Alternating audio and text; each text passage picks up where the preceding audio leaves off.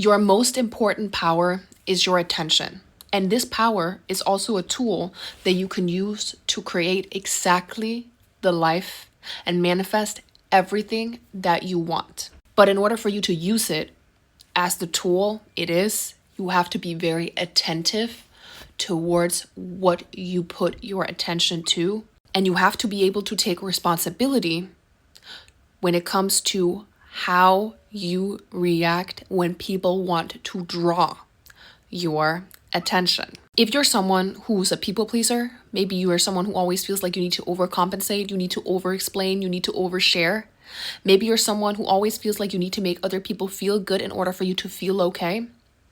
Then you are probably someone who's directing your attention towards things that are blocking you from getting what you truly want. And in order for you to learn how to use attention as a tool, you also have to learn to become comfortable with the fact that people might think you're mean, you're mad, you're narcissistic, you're a bad person when you start understanding the power of your attention. This is to get you to surrender your attention to them, because that way they can control you more. Let's take an example. You're talking on the phone with your mom, and your mom is the type of person to always talk about things in a very, very negative way. When you're done with this conversation, you might feel very, very drained. And you can't understand why every time you interact with people, you feel extremely drained. This is because you're surrendering your attention.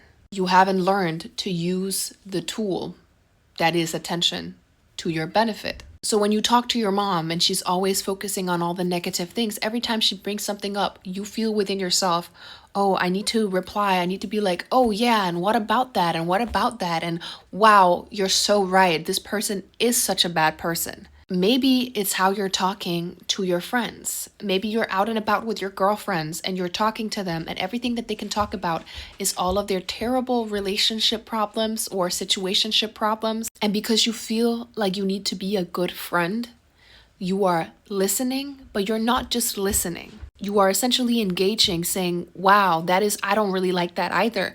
I totally get you. Wow. This is a clear example of you surrendering your attention so that these people can harbor your attention more, so that you will not have energy later to focus on yourself. And this one might be really, really hard for a lot of people to hear, but essentially what you're doing in these situations where you end up being really, really drained afterwards is that you are giving consent to your energy being drained. This is why you cannot understand why you being such a good person means that you always end up feeling so drained, so burned out. You're feeling like you're everyone's therapist. You feel like you have to overcompensate. You have to people please. You feel like you are the victim. But in reality, you have all the power and you have all the control. This is exactly how the universe works when it comes to law of attraction. Whatever you put your attention towards is what you're gonna get more of. The universe doesn't work when it comes to exclusion. What does that mean? It means no matter what you put your attention to, it is gonna be included. Think about it like this. If I tell you not to think about a frog, what are you gonna think about? A frog. Essentially, the universe doesn't know exclusion, it only knows attention. The universe doesn't understand that you're talking about something you don't want in your life. The universe doesn't understand that you're trying to be nice towards someone else. The only thing the universe sees is that you are putting wood on the fire of something that, well, it doesn't know that it's not something that you don't want.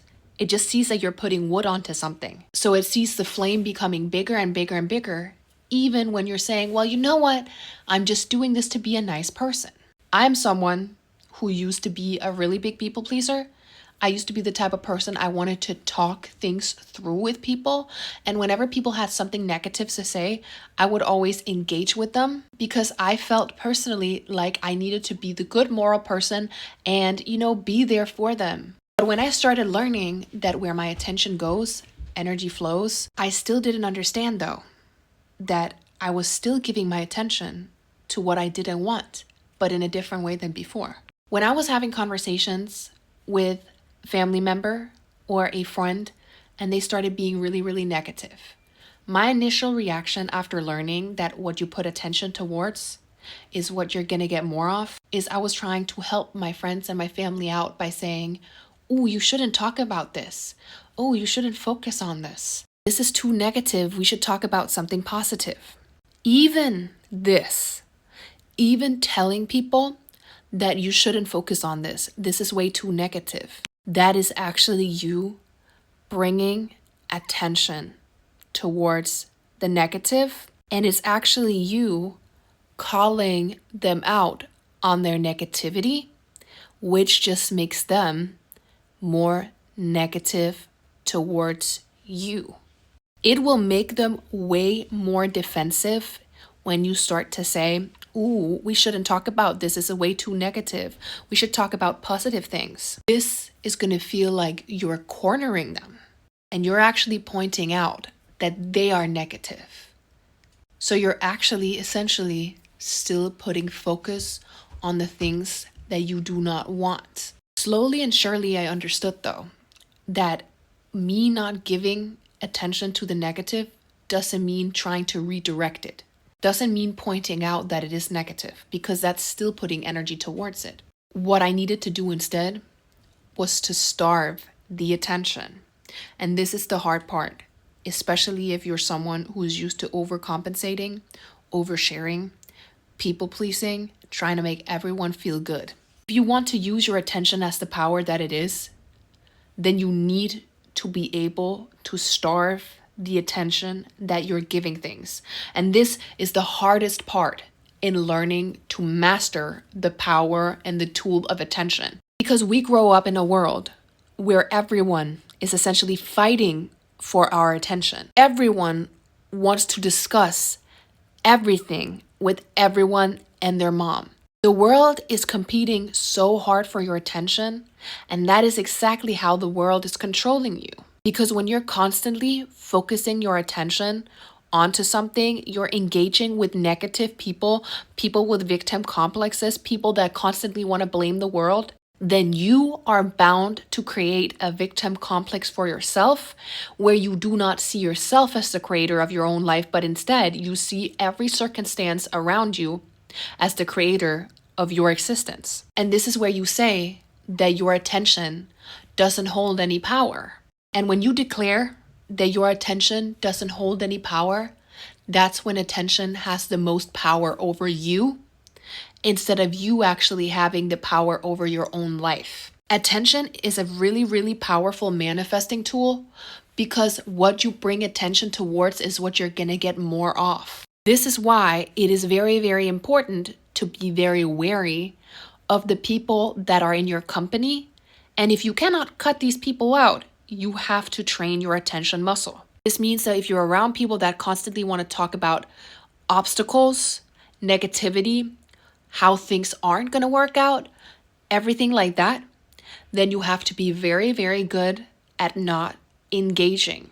This does not mean that you say, "I don't want to talk about this negativity," because that's going to make them go into defensive mode.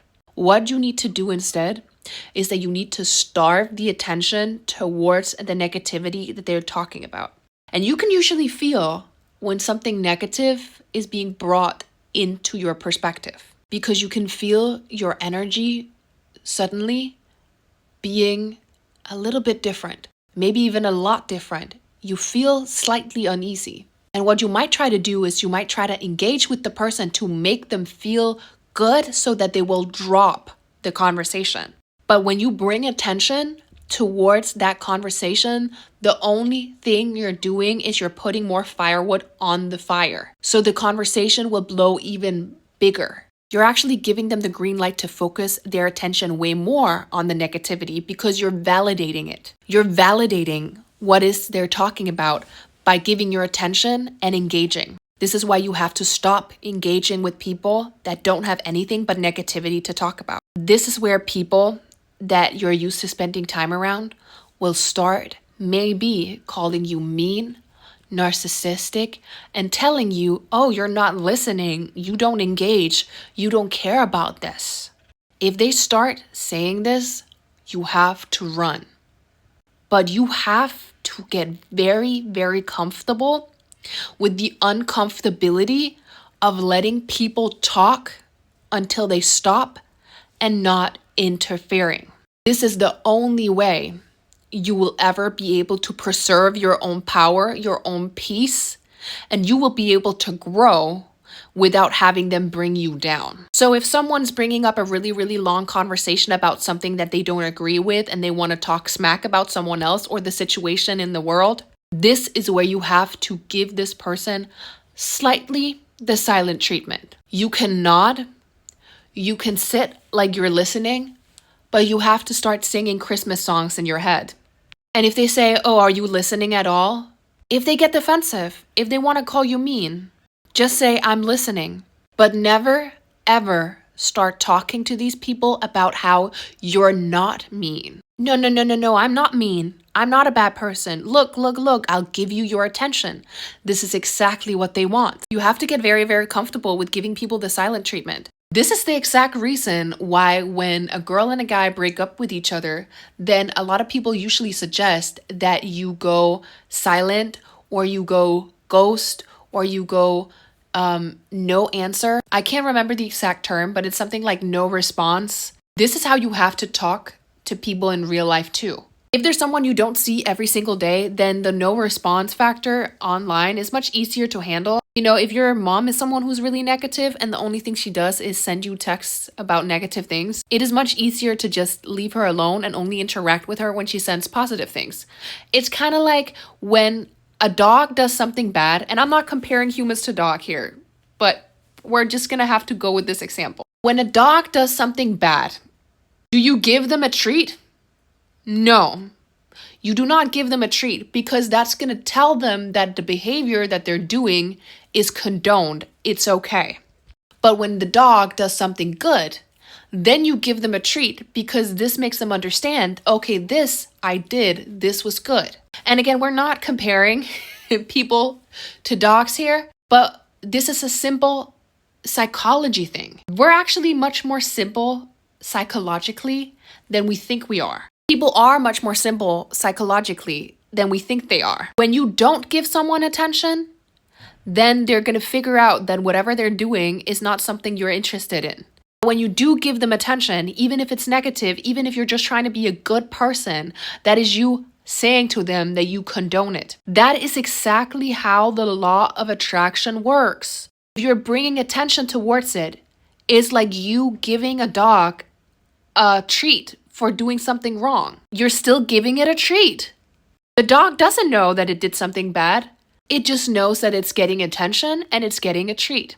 This is why you have to be very, very good at being stoic, being silent. And if you're someone who is very, very ruled by your emotions, you have to clock it and you have to get better at controlling your emotions. Because these emotions are exactly what are going to put you in compromising situations. And I'm not saying you have to bury your emotions under a tree and never talk to them again. No, you have to be very aware of your emotions. You have to be in contact with your emotions, but that is between you and your emotions. If you're having a conversation with someone and the only thing they can talk about is everything that's going on that's wrong, everything that's bad, and maybe you're interacting with them a little bit, but suddenly you clock.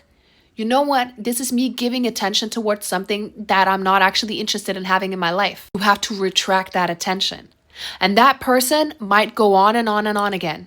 But this is where you have to sing Christmas songs in your head. This is where you have to say, yeah, oh, interesting. Because this is what's preserving your power. You're not going to preserve your power by sitting and engaging with people that are negative. This is exactly why you go home and you feel extremely drained. It's because you do not know how to preserve your attention for the things that you deserve to put attention towards. Because what you put attention towards is what you're going to attract more of. This is exactly why when a girl is constantly talking about how her narcissistic ex-boyfriend did this and her other narcissistic ex-boyfriend did that, then she's going to end up with a narcissistic man again. Because the universe is trying to bring it into your attention so that you direct your attention differently. It is giving it to you because it's showing you, look, what you're focusing on is what I'm giving you. It's like when you say to a dad, oh, I really love this orange. It was really good. Thank you for getting it for me. You know what the dad is going to go out and do? He's going to go out and get you a whole bag of those oranges. That's how the universe works. If you're constantly talking and even bad-mouthing people, bad-mouthing things, engaging in conversations with people that are negative, that is kind of you saying to the universe, hey, by the way, this is what I'm interested in. These are the oranges that you have to get for me. And you might say, well, we can't go about our lives and not criticize things and not judge things. There's a big, big difference between assessing that something is not something you're interested in having in your life and then bringing it into attention and eating it like a whole meal. And I'm going to share with you a law of attraction technique that is actually one of the most powerful ones that I personally know. It's called the running sushi technique. When you go to eat running sushi, you know that there's a conveyor belt filled with different little bowls with different types of sushi in it. Do you ever pick the ones that you do not want? Do you take them down on your table? Do you look at them? Do you cuss them out? Do you bring the waiter over and say, why did you bring this to me? Do you condemn the sushi that you picked from the conveyor belt that you didn't like for being on your table? No, you took this sushi that you're not even interested in eating and put it in front of you. And the more you pick at it, the more take your chopsticks and you just like poke in it, the more you're going to be frustrated with the fact that you got it. When you go to eat all you can eat sushi at a running sushi place, what do? You pick the sushi pieces that you want, not the ones you don't want. And you know what you do with the pieces that you don't want? You let them run by. You let them pass by. You do not engage with them. You do not cuss them out. You do not scorn their existence. You do not say, "Ooh, you don't deserve to be here, Mr. Sushi Piece," because that's not going to make you have a better experience with your sushi. It's actually not going to get you time to eat your sushi. It's just going to focus your attention towards the sushi that you do not want. Why are you doing that? If you're taking down the sushi, if you're like taking down the sushi that you don't even want to eat and you put it on the table in front of you, you know what most likely at some of these places you're going to have to do? You're going to have to pay for the sushi that you are not even interested in eating. So you know that you're not interested in eating it, but you're still taking it down on your plate. This is exactly how the law of attraction works. Every little thing that is not something that you want in your life, you are going to have to let it pass you by. And you're not going to have to interact with it. You're not going to have to scorn it. You're not going to have to say, I don't want this. I don't care for this. This is terrible. I would never do this. I would never eat this piece of sushi. Because it's actually not going to give you the sushi that you do want. It's going to make you focus on the sushi that you didn't want, and you're not going to be able to see the sushi that you did want. You have to let it pass by so that you can make space for the sushi that you do want. Because you know that there's more than enough sushi at that all-you-can-eat sushi place. You're not going to have to just sit with the sushi that you don't want. You're not going to have to settle for the sushi that you don't want. You can wait for the sushi that you want. You have to let the things that you do not want pass you by. You have to not get emotional over the sushi that you don't like. And when you start seeing it as sushi instead of things that you don't want to engage with, things that you think are negative, when you start seeing it as sushi pieces instead, then you realize this is actually ridiculous. Why am I becoming mad at a piece of sushi that I do not want to eat? It's not a part of the existence that you're trying to build for yourself. It's not a part of your sushi eating experience. So why are you bringing it into that? If it's not something that you want in your life, it does not make sense for you to take down that piece of sushi onto your plate, cuss it out, and then complain. This is exactly what happens when you put your attention towards people or negativity or subject that are not actually what you want, are not a part of your desires. This is why you have to be good at drowning them out or seeing them as the sushi conveyor belt that's just going to keep running. But you just have to wait long enough for the sushi that you don't want to pass you by. You cannot engage with it because then you're going to get more of it. If the sushi restaurant sees that you pick the sushi down that you didn't like, it's going to assume that you want more of that. So it's going to send more in the rotation for you. Because the sushi restaurant can only kind of tell by the fact that you picked down that sushi. They're not going to be able to tell that you didn't like it.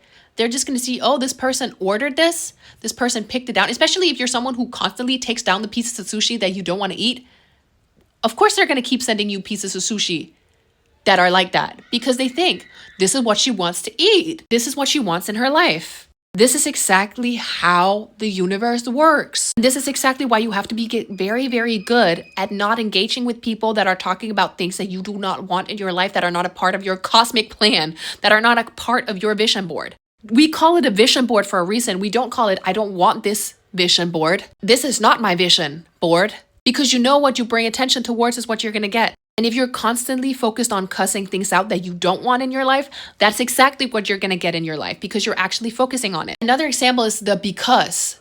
A lot of the time people will say, well, I need to focus on the reason why. They need to justify why they have the desires for the things that they want in their life. So what they do is that they focus on the because. Well, I want a new car because my old car is bad. I want to be rich because I grew up poor. I want a good husband because I had a narcissistic ex.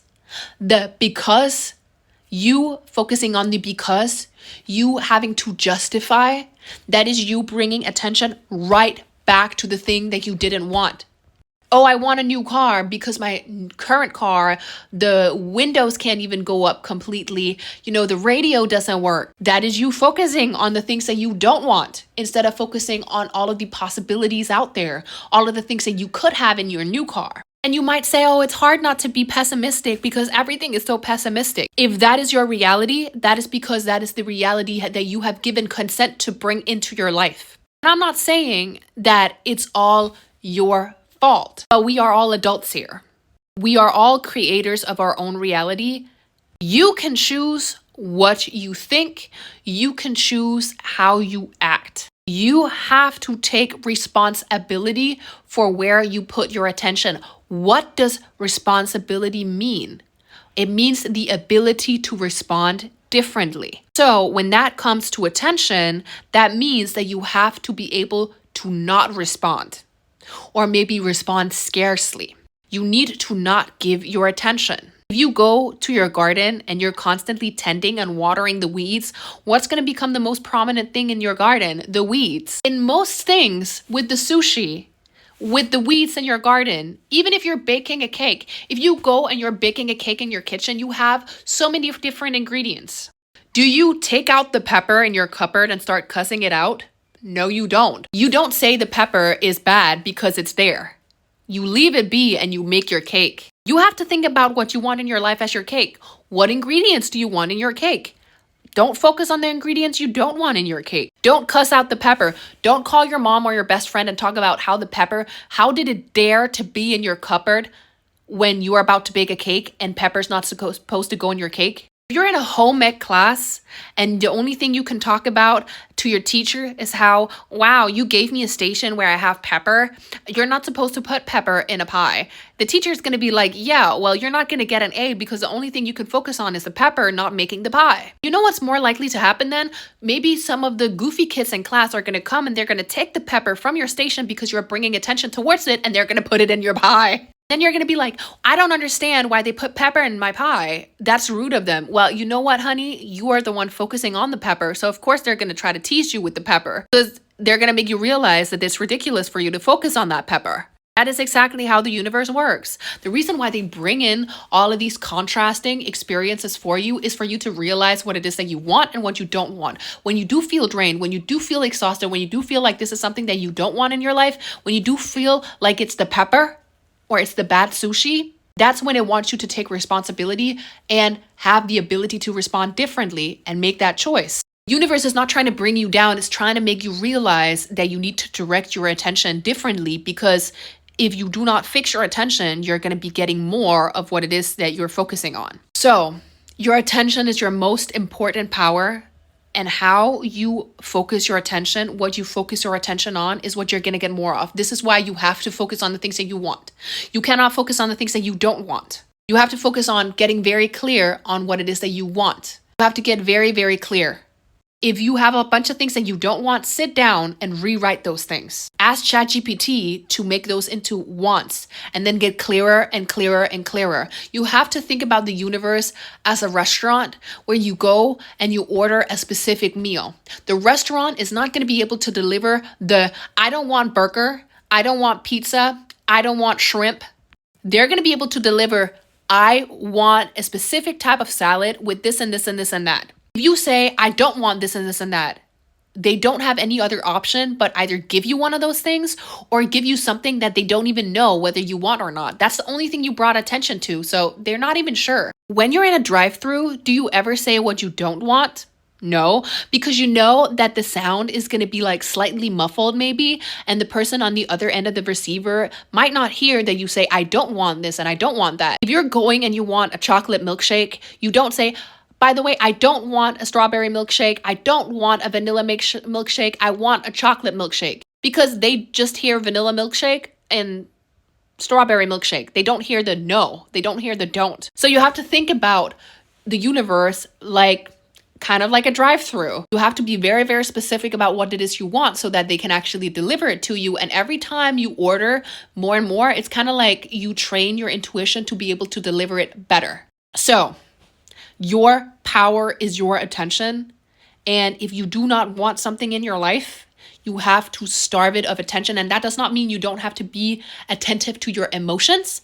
That is different, but that is between you and your emotions, not everyone else. Your emotions can actually lead you towards what's actually something you desire and something that is leading you astray by you putting your emotions towards it. So understand the power of your emotions and become very clear on what it is that you want.